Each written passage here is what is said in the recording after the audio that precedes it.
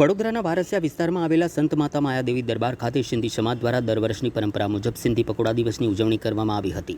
5 જુલાઈના રોજ ઉજવાતા આ વિશેષ કાર્યક્રમમાં સમાજના મોટી સંખ્યામાં લોકો ઉત્સાહભેર જોડાયા હતા। સમાજની બહેનોએ પોતાના ઘરે તૈયાર કરેલા સ્વાદિષ્ટ પકોડા પ્રસાદ તરીકે અર્પણ કર્યા અને સૌએ સાથે મળી આ અનોખી પરંપરાની ઉજવણી કરી।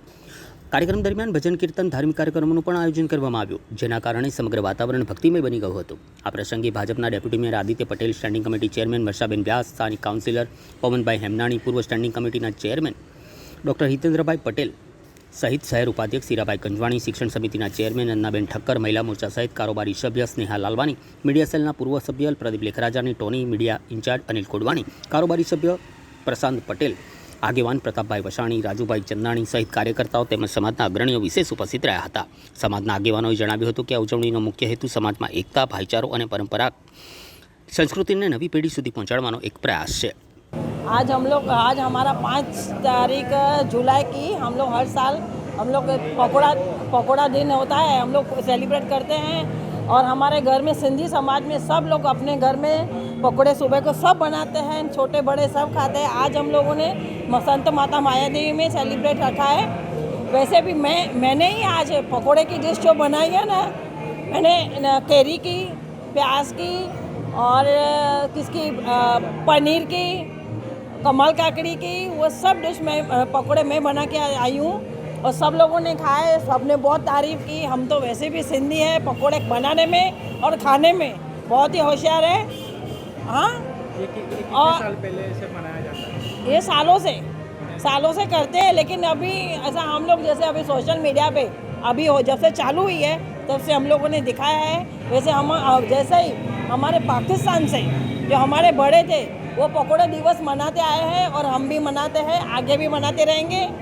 और आप लोग आज आए हो, ये सब लोग आज आए पकोड़े दिन हमारे साथ सेलिब्रेशन कर रहे हैं।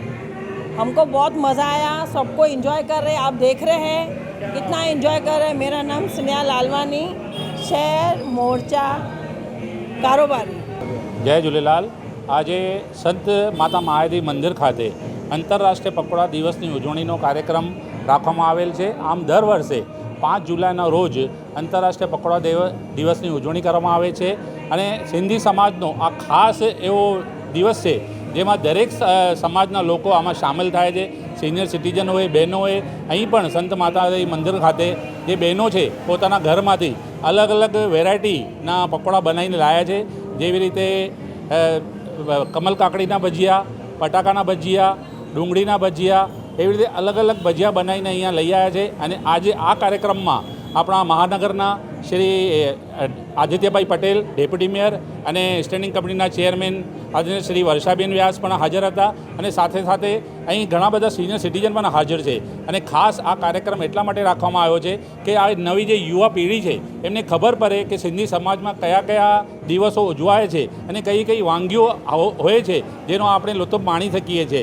એટલે આજે આ કાર્યક્રમનું આયોજન કરવામાં આવ્યો છે અને ખૂબ સારી સંખ્યામાં લોકો અહીંયા હાજર છે અને એનો લુત્ફ લઈ રહ્યા છે। જય झूलेलाल। हमारे परंपरा वर्षों तक हमने जातीय सिंधी समाज में बढ़ो जो 5 वर्ष पुराने से हमें बहु જોવાનું क्या कैमरा बात लगी थे। दाल पकवान दे हुए थे અને કઢી ચાવલ એ એટલે અમારી સિંધી સંસ્કૃતિ જમવાનું છે। આ પકોડામાં સિંધી સમાજનો સંસ્કૃત છે, એની આ વાનગી છે, એના ઉજવે અમે આ દિવસે અમે પકોડાની બધી વેરાયટીઓ બનાવી છે, એના વિડીયો બનાવી રહ્યા છે। 5 જુલાઈ અહીંયા જો આજે ડેપ્યુટી મેયર અને સ્ટેન્ડિંગ કમિટીના ચેરમેન અને અહીંના લોકલના વોર્ડ નંબર 6ના બધા આપણે પદાધિકારીઓ બધો બીજેપીના બધા નેતાઓ અને અમારા સિંધી ખાસ અમારા સિંધી સમાજની બહેનો અને ભાઈઓ જે સિંધી સમાજના જે લોકોને ખાસ ઇન્વાઇટ કર્યું છે કે તમે આજના દિવસે પકડવાનો પ્રસાદ લો, એના માટે આ પ્રોગ્રામ